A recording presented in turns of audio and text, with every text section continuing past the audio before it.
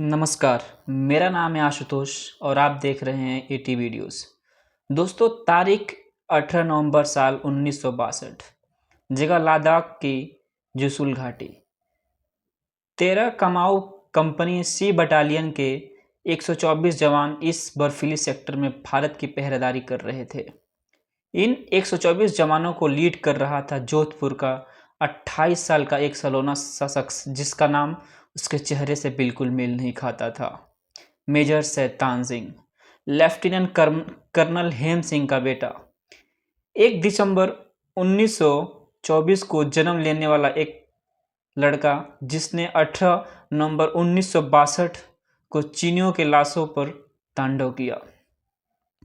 भारत चीन युद्ध 1 महीने पहले से शुरू हो चुका था। सैनिकों को उस दिन जरा सा भी यह सोचने में समय नहीं लगा कि अब कलेजा बटोर कर टूट पड़ने का समय आ चुका है। जब चीनी सैनिक की तरफ से हलचल हुई तो मेजर शैतान सिंह ने गोली चलाने का ऑर्डर दे दिया था, मगर भारतीय सैनिकों को समझ में आ गया था कि यह चीनियों का चाल है, चीनियों के द्वारा बिछाया गया एक जाल है।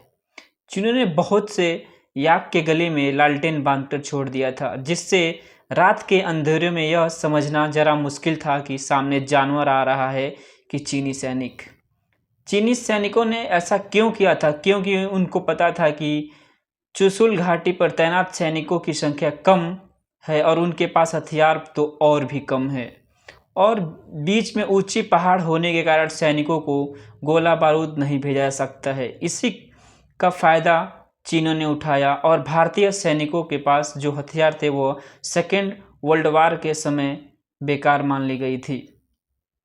उनके पास सिर्फ लाइट मशीन गन्स और LMG और 303 राइफल थे, जिससे एक बार में एक गोली दागी जा सकती थी।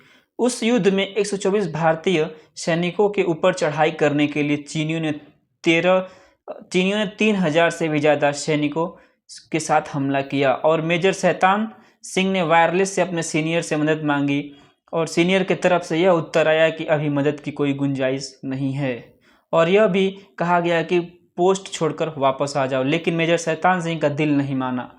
वह 124 सैनिकों के साथ चीनियों से भिड़ गए और हर एक भारतीय सैनिक कम से कम 10 से 20 चीनियों को मार गिराया, और उसी दौरान आने जाने और हर पोजीशन को संभालने के चक्कर में शैतान सिंह को ना जाने कितनी गोलियां लग चुकी थीं।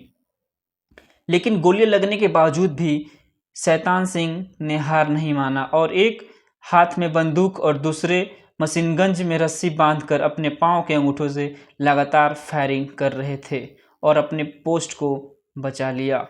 और सुबह होते होते 114 भारतीय सैनिक शहीद हो चुके थे और 5 योद्धा बंदी बना लिए गए, जिसमें से एक योद्धा की मौत हो गई। लेकिन हर शख्स आखिरी दम तक लड़ता रहा, आखिरी गोली तक लड़ता रहा। नतीजा, रेजांग पास में 1300 से 1400 चीनी सैनिक मारे गए थे। मेजर शैतान सिंह और उनके जवानों ने एक ऐसी दिलेरी दिखाई कि 3 दिन